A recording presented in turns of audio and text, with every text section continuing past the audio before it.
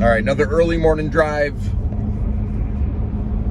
Been thinking about the concept of like anticipation.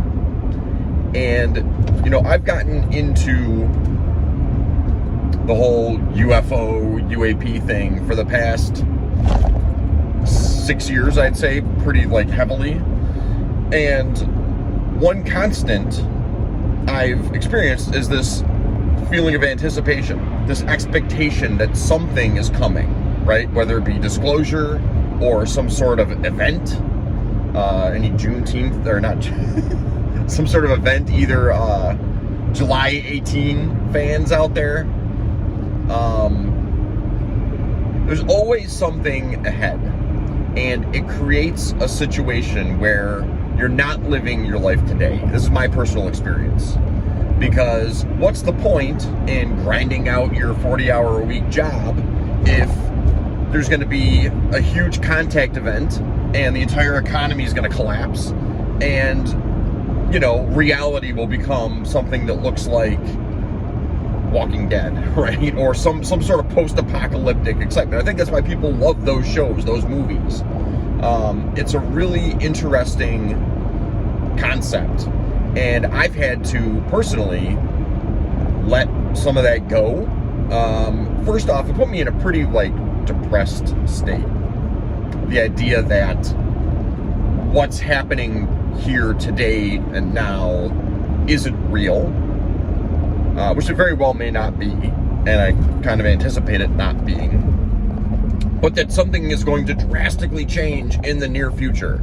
And it makes this scenario where you feel like, well, what's the point? And you put a lot of things on hold, and you don't live life with active engagement.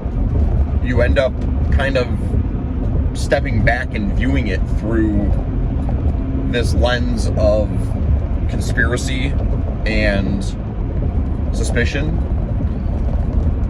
But I'll tell you what, I think these are like the stages you go through when exploring this topic, when understanding that our reality is a very pinhole view of the actual reality. Our reality is a very small, narrow view and interpretation of the larger reality. And it took me a little bit to kind of get past that. And not that I'm totally past it, because I'm still thinking, okay, what happens if everything goes to pot? And secretly, I guess I kind of hope for that. It's messed up because I've got kids, you know, I've got a family and people that I care about that would be negatively impacted if things totally changed. And it's a scary thought, because I don't think we're fully prepared for that, right? We don't have a doomsday bunker. We don't have stockpiles of weapons, or literally any weapons. And I think, you know, there's the chance that if things go sideways, if there is like a mass contact or some sort of big earth shift, the ramifications could be negative, right? And if you listen to anybody talk about a shift, it's pretty well acknowledged that a lot of people are going to die. And that's, from our perspective, that's a very negative thing, obviously. You listen to these channelers or these, I don't know what you call them, these personalities in this phenomenon, or in that kind of new age perspective, and they don't really speak to its negativity, right? It's a change. Like, we're changing from 3D to 4D or 3D to 5D. So all this to say, it's taken a while to find my spot, which is a beautiful sunrise today. Big red glowing sun. It's taken me a while to figure out like how to live in this reality that I think I'm starting to become aware of, which is I still view things a little bit removed, right? There's still a little bit of a lens of suspicion. I don't take things too seriously, but I'm opening myself up, or trying to open myself up, to this world beyond what mainstream thought would provide you.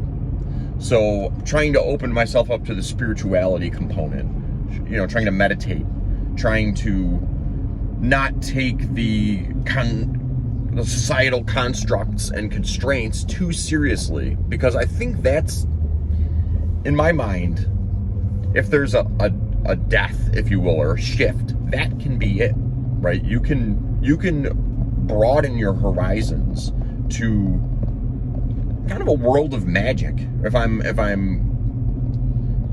completely frank with it, it puts magic back in the world, and that's a beautiful thing.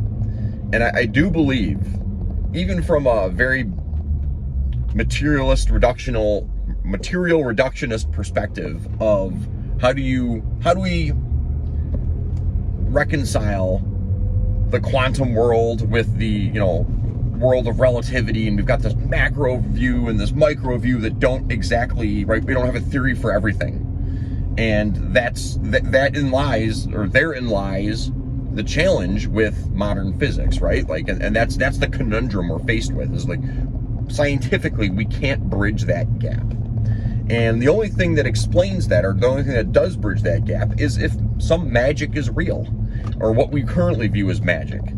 And I think that's a beautiful place to live. So that's what I'm trying to do. Trying to open myself up to all the metaphysical based mysteries. And it makes sense to me that things like meditation would tap into another state. I mean, no one's refuting that consciousness is real. I was watching a Jesse Michaels video where he was interviewing God, I can't remember his name, a scientist. It's the latest Jesse Michaels video. We're in September of 24. Scientist who studied he's like a banned scientist. He got banned from TED Talk. But he studied that feeling when you know someone's staring at you. And scientific studies would indicate that someone's awareness of somebody staring at them, when they're turned around, is greater than chance. So there is scientific evidence that it's not just, oh, I think someone's staring at me. You're not just guessing. You can feel it. And I think every human being knows they can feel it because they felt it. And they've looked at somebody and had someone turn around because they knew you were looking at them.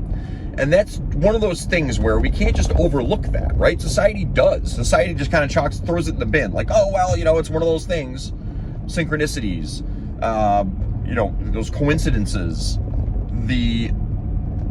And I think things like the double slit experiment highlight that we can't just throw these things into the bin, right?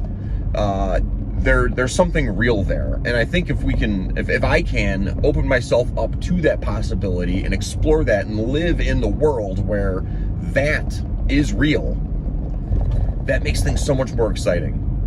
And I don't need a catastrophic event to prove, that our reality is changing. I think it's changing. I think the idea of people coming online, and these are all like new age things that I don't necessarily love the whole vibe of it, but if there's things changing and people are realizing that there is magic in the world, that there is wonder. I've heard a couple people talk about, the best thing we can have is a childlike sense of wonder. I think that is probably the best we can do as things are, and continue to challenge reality as it's been fed to us. Continue to explore things, feel excitement, follow your excitement.